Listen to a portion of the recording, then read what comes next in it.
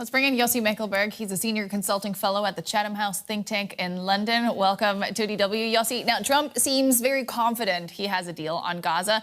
Do you think that confidence is warranted or maybe a little premature? Good evening. Thank you for having me. I think we are going to be cautious. We've seen quite a few false dawns. So let's hope that he is right. I think we see something happening over the last few days. The meeting with leading Arab and Muslim countries made some difference. The way that he speak about non-annexation of the West Bank, more committed to a ceasefire. But on the other hand, we also heard this speech in the UN, in the General Assembly, which was very different. Today we had Netanyahu's speech, which was a mix between, on the one hand, very defensive, but also very militant. And I think your correspondent is absolutely right.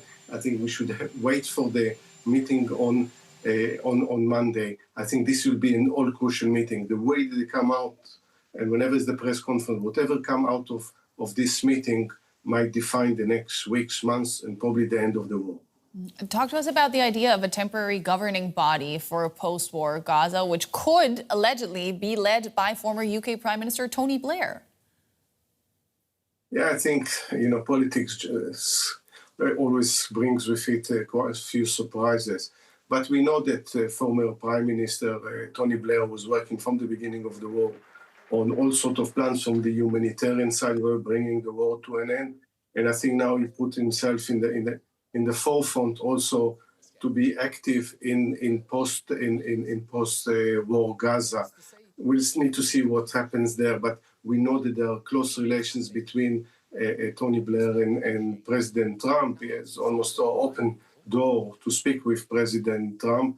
And while, we begin with a horrific plan by Trump about entail the expulsion, forced displacement of probably 2 million Gazans, I think with the help of Tony Blair, this kind of idea has been subsided. So I think he's looking to play a role. I think there will be some people, especially in the Gulf, that will support someone with his experience, someone with his gravitas. On the other hand, I have already some reservation among Palestinian leaders for this idea. You talk about his experience, his gravitas, but also he has a rather checkered political past, especially in the region when we talk about the war in Iraq. Do you think Blair is the right person for the job? I personally, I think it depends how he's going to handle it. Definitely the war in Iraq also, is 7-8 years, the special envoy Quartet didn't succeed to make any progress on the peace between Israelis and Palestinians. But having said that, it depends how he takes it and what's the response from the Palestinians, the Israelis in the region. If they give him enough power to do and use his experience, it might be a good idea. Personally, I think it's rather be someone from the region for a limited time and then hand it over to a new Palestinian leadership. Always the worry is what is an interim becomes permanent and and from one European former leader to another instead of actually allowing the Palestinians to lead their own lives. Mm-hmm. We know not a lot about this plan right now. You say it all hinges on what happens on Monday, but just broadly speaking, do you consider this, what we know about this plan, a viable future for Gaza, and would it be accepted domestically, regionally, and globally? I think we see the direction with the 21 points, the one that we know, the most important thing, and for a very long time, is ending the war.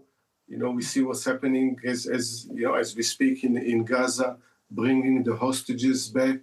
I think this is important to allow more humanitarian aid and safely to enter into Gaza, and then gradually moving into ensuring there are peacekeeping forces there that ensure the long-term ceasefire, and beyond that, new governance in Gaza.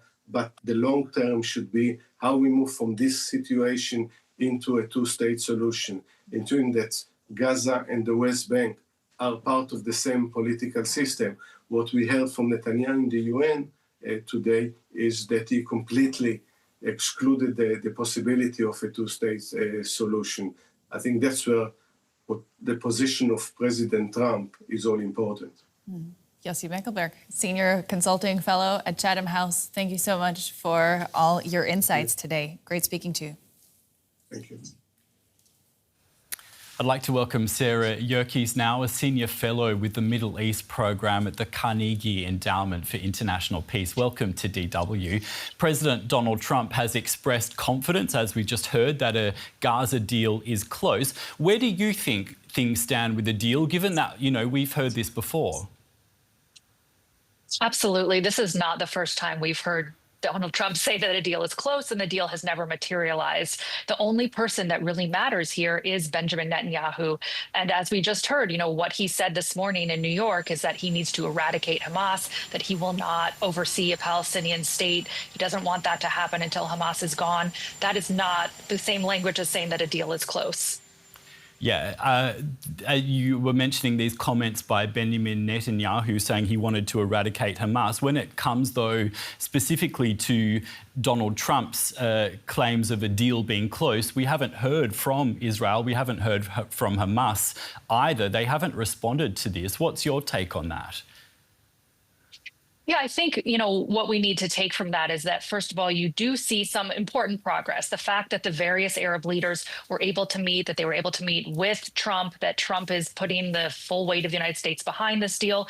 Those are all positive signs. But if the two parties involved in this conflict, Hamas and Israel, are not at the table, if they're not the ones who are actually signing off on this deal, they're not there. I think we need to be very, very skeptical that there's any way that we're going to get to a deal anytime soon. Let's talk a little bit about some possible details. There have been press reports of a 21-point plan that includes a ceasefire, release of hostages, a phased Israeli withdrawal and a new governing authority in Gaza that excludes Hamas. In your opinion, how realistic is a framework like that? And I think on the one hand, this is a very comprehensive framework, which is a good thing. There's a lot of things that need to be addressed in order for this deal to be lasting. But on the other hand, as we've seen in the past with some various deals in the history of the Israeli-Palestinian conflict, when you do this sort of phased approach, there's a lot of opportunities for things to fall apart. And I think, what we need to see is that the Arab states really need to support this. They're going to be crucial in implementing all of these steps. But when you look at the Israeli side, for Benjamin Netanyahu, it's in every interest of his not to actually end this war. For his legitimacy at home, he needs to keep this war going. And so when you offer him this sort of plan where there are many outs where he can say Hamas violated the deal here, they violated the deal here, it gives him the ability to say the deal is done, we're moving on. And I think that's where this could be very dangerous.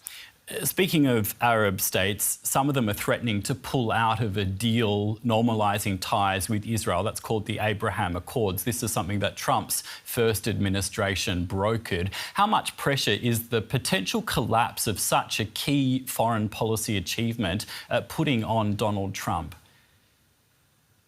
I think for Donald Trump, the Abraham Accords were one of the most important things, one of the most important achievements he had during his first term. And he really came into office wanting to expand those deals to try to make other normalization deals with other Arab countries. That obviously has not happened in the wake of October 7th. And so, the fact that countries that have had made the deals might be pulling out is very bad for Donald Trump. It's very much in his interest to not only keep the existing deals there, but also expand them. And so that's one of the things that's motivating him. He also is very motivated by this idea that he wants a Nobel Peace Prize. He wants to be seen as a peacemaker. And I think that's sort of a joke in some senses. But on the other hand, this is what's driving him. One of the things that's really pushing him to put the full weight of the U.S. behind this sort of deal. Right. There's talk of an international transitional authority for Gaza, possibly led by the former British Prime Minister Tony Blair. What kind of structure do you think could actually gain legitimacy among Palestinians and be accepted as well by some of the key regional players you were talking about? Yeah, I think the inclusion of Tony Blair is interesting. I mean, he's played an important role in the past with the quartet. He has a somewhat positive track record at being a legitimate player in this realm. But on the other hand, for the Palestinians, they really need Palestinian leadership in order to make a functioning Palestinian state move forward. And I think that's not going to come from Tony Blair. You need someone from the inside, and you also, frankly, you need someone that's not Mahmoud Abbas to also be the one who's leading this. It's time for new Palestinian leadership to be the ones that are taking over and really making sure that this moves forward. And I do think Blair has the legitimacy and the rubber stamp of the Arab states and of the United States, perhaps, but I'm not sure that he is the right person for this moment. He is a bit of a relic when it comes to the Israeli-Palestinian conflict. We've been speaking with Sarah Yerkes of the Carnegie Endowment for International Peace. Sarah, thank you so much for your insights today. Thank you very much.